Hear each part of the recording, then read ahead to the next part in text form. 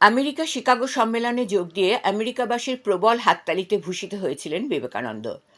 1897 সালের 19 ফেব্রুয়ারি আমেরিকা থেকে চেন্নাই ফিরে সেখান থেকে জাহাজে বজবজে এসে নামেন বিবেকানন্দ। সেখান থেকে ট্রেনে কলকাতায় শিয়ালদহ স্টেশনে। প্রতিবারের মতো এবারেও পূর্ব রেল কর্তৃপক্ষ দিনটি স্মরণে রাখতে বজবজ থেকে একটি সুসজ্জিত ট্রেন আসে শিয়ালদহতে। বজবজ স্টেশনে হয় বিশেষ অনুষ্ঠান। শিয়ালদহ স্টেশনেও উপস্থিত ছিলেন Golpark Ramakrishna mission institute of কালচারের সন্ন্যাসী সহ পূর্ব রেলের আধিকারিকেরা। নবযুগের বার্তা লইয়া সমুপস্থিত, কে তাহাকে বরণ করিয়া নবযুগের রূপায়ণ ত্বরান্বিত করিবে।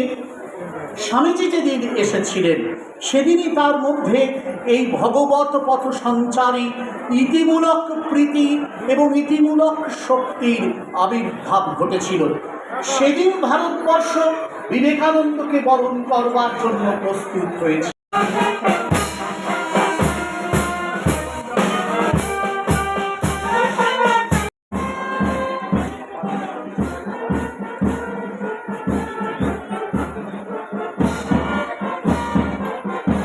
প্রথম আপনারা দায়িত্ব নিয়ে নিলেন, কি বলবেন?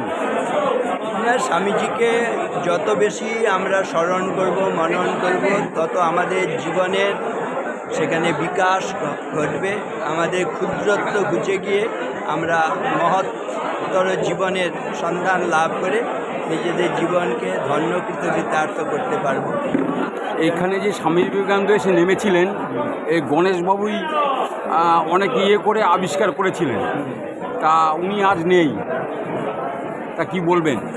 বহু মানুষ স্বামীজির নামে নিজেদের জীবন দান করেছেন।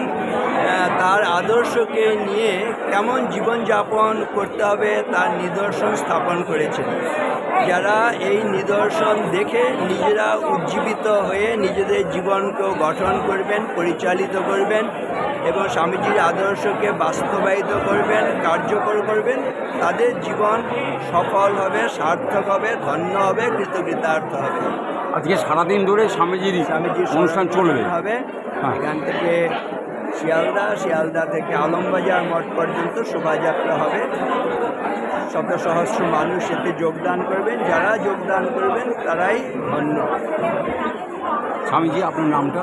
স্বামী জ্ঞানলোকানন্দ, সম্পাদক রামকৃষ্ণ মিশন, স্বামী বিবেকানন্দের পৈতৃক আবাস ও সাংস্কৃতিক কেন্দ্র।